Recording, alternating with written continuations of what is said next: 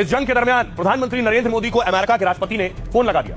PM Modi ने इस बात की जानकारी ट्वीट के जरिए दी कि अमेरिका के राष्ट्रपति ट्रंप का फोन आया और उनसे बात हुई। आइए आपको बताऊं पीएम मोदी और ट्रंप के बीच क्या बातचीत। आप लोग ना इस चीज को बहुत बारीकी से समझने का प्रयास कीजिएगा। ये हमारे भारत की मीडिया है, इससे कोई मतलब नहीं भारत में क्या हो रहा है। गैस की समस्या यहाँ, डीजल की समस्या यहाँ, पेट्रोल की समस्या यहाँ। गरीब रोड में 4 दिन से खड़ा, उसको गैस नहीं मिल रही और ये हमको पाकिस्तान, अमेरिका, दुबई, अरब का दिखा रहे हैं। ऑस्ट्रेलिया में देखिए गैस स्टेशन पर ताले लग गए। एक गाड़ी नहीं है क्योंकि गैस खत्म हो गई है। ऑस्ट्रेलिया का हाल है। गैस स्टेशन की तस्वीर आप देख रहे हैं।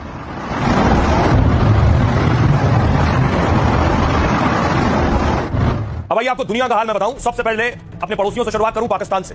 ईरान जंग से सबसे बुरा हाल पड़ोसी पाकिस्तान का। पाकिस्तान में आंशिक लॉकडाउन जैसे हालात बन गए हैं। सरकारी दफ्तरों में अब हफ्ते में 4 दिन काम हो रहा है। 50% कर्मचारियों को कहा गया घर बैठकर काम करिए, यानी वर्क फ्रॉम होम। 15 दिन के लिए पाक के स्कूल कॉलेज बंद कर दिए गए। मंत्री सांसदों के विदेश दौरों पर रोक लगा दी गई। सांसदों की सैलरी में भी 25% की कटौती है। तेल संकट गहराया तो पेट्रोल डीजल 55 रुपए बढ़ा दिया पाकिस्तान ने। सरकारी विभागों को मिलने वाले ईंधन में 50% की कटौती कर दी। पाकिस्तान में आटा चावल जैसी हर चीज महंगी हो गई। दूर मत जाइए। एक और पड़ोसी है श्रीलंका। श्रीलंका में आंशिक लॉकडाउन जैसे हालात हैं। यहाँ सरकारी ऑफिस 4 दिन काम हो रहा है। स्कूल कॉलेज दफ्तर में बुधवार को छुट्टी घोषित है। श्रीलंका में बाकायदा QR कोड यानी खास पास से ही तेल मिल रहा है। निजी गाड़ियों को 15 लीटर से ज्यादा तेल नहीं दिया जा रहा। सरकारी गाड़ियों के लिए भी तेल की सीमा तय की गई है। दूसरा पड़ोसी बांग्लादेश। सभी कॉलेज, यूनिवर्सिटी और कोचिंग सेंटर बंद कर दिए गए। बांग्लादेश में ऑनलाइन कक्षाएं शुरू कर दी गई। लोड कम करने के लिए बिजली कंपनी 5 घंटे कटौती कर रही। गैस की कमी से 5 से 4 सरकारी उर्वरक प्लांट बंद हो गए।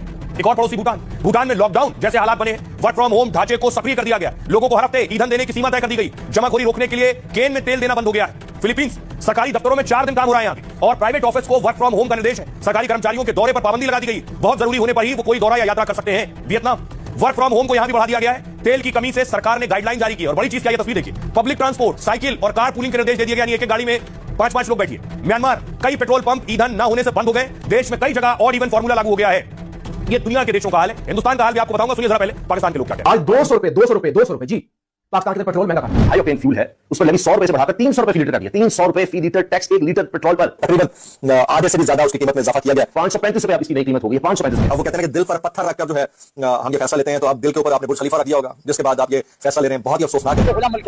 हमें नीचे इस तरीके से पाकिस्तान गुलाम नहीं रहना चाहिए। आटे के बारे में सोचना चाहिए। गरीब रोटी नहीं खा के सो रहा, रोटी खाने के लिए नहीं आता। पाकिस्तान के हुक्मरानों ने इस कौम की हड्डियां भी चबा ली। पेट्रोल महंगा होने से अब हर चीज महंगी हो जाएगी। इन लोगों को ना मरना भूल गया। जितने भी हुक्मरान अगर पेट्रोल पंप पे खाली हो गया, भूखे मर रहे हैं, हर चीज महंगी हो रही है इधर। तो मुझे कहीं से कोई वसीला नजर आएगा तो मैं तो ये मुल्क छोड़ के भागूंगा। अगर गरीब आदमी तंग आकर तो खुद किसी भी तो नहीं कर सकते। सोच के रखे बताइए यहाँ का काम है। ये तो रोशनी देने के लिए ये चिराग जो है वो इस्तेमाल हो रहा है और आइंदा आने वाले वक्तों में भी ये बहुत खराब होगा। देखिए ये सारी बात आप बिल्कुल दुरुस्त फरमा रहे हैं कि हमारे इर्द गिर्द मंडला रहे हैं, मगर जाहिर है कि इसके लिए तो कोई बंदोबस्त है ही नहीं। हुकूमत पाकिस्तान के पास इस वक्त 85,500 गाड़ियां हैं और इन गाड़ियों में सालाना 114 अरब रुपए का पेट्रोल और डीजल डाला जाता है, जबकि हुकूमत बरतानिया के पास सिर्फ 86 गाड़ियां हैं।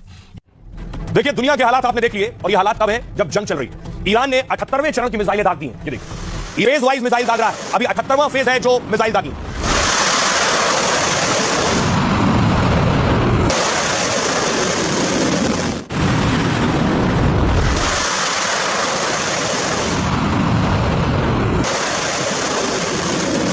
और 78वें चरण की मिसाइलें देखिए कहां गिरी। अमेरिका और इजराइल के ठिकानों पर एक के बाद एक मिसाइल गिरी है। देखिए बरसात हो गई मिसाइलों की।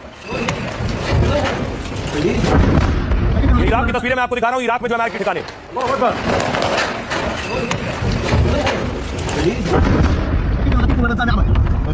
सोचिए इस जंग के दरमियान प्रधानमंत्री नरेंद्र मोदी को अमेरिका के राष्ट्रपति ने फोन लगा दिया। पीएम मोदी ने इस बात की जानकारी ट्वीट के जरिए दी कि अमेरिका के राष्ट्रपति ट्रंप का फोन आया और उनसे बात हुई। आइए आपको बताऊं पीएम मोदी और ट्रंप के बीच क्या बातचीत। ईरान जंग के बीच पहली बार मोदी ट्रंप पे बातचीत हुई। दोनों वर्ल्ड लीडर के बीच फोन पर लंबी बातचीत हुई। मोदी ट्रंप की बात क्या ईरान से जंग थमने का संकेत है? क्या तनाव खत्म करने के लिए ट्रंप मोदी की मदद चाहते हैं? बहुत से सवाल उठ रहे हैं क्योंकि जंग के बीच भारत ने कूटनीतिक सूझबूझ दिखाई है। युद्ध के बीच भारत के जहाज अमेरिका और रूस से भी आए हैं, तो हॉर्मुज रूट से भी तेल और गैस लेकर भारत के कई जहाज आए, क्योंकि मोदी खाड़ी देशों और ईरान के साथ भी लगातार संपर्क में है। मोदी की ईरान के राष्ट्रपति और विदेश मंत्री तक से बात हुई। तो क्या ट्रंप चाहते हैं कि मोदी ईरान से जंग खत्म करने में दखल दे? मोदी ने बताया कि उन्हें खुद अमेरिकी राष्ट्रपति ने फोन किया और हमने जंग के हालात पर विस्तार से बात की, कैसे जंग की वजह से ग्लोबल पावर और तेल सप्लाई पर असर पड़ा है। मोदी ने कहा भारत मिडिल ईस्ट में शांति का समर्थन करता है, मतलब वो बातचीत के जरिए जंग खत्म करने के पक्ष में है। कहा शांति स्थिरता के लिए भारत अमेरिका सहमत है। हम दोनों ये मानते हैं कि हॉर्मुज स्ट्रेट खोला जाना चाहिए। सुनिए जरा पूर्व राजनयिक अशोक सजना साहब बता रहे हैं कि समस्या वहां पर कितनी है। धन्य मीडिया हमारे भारत की।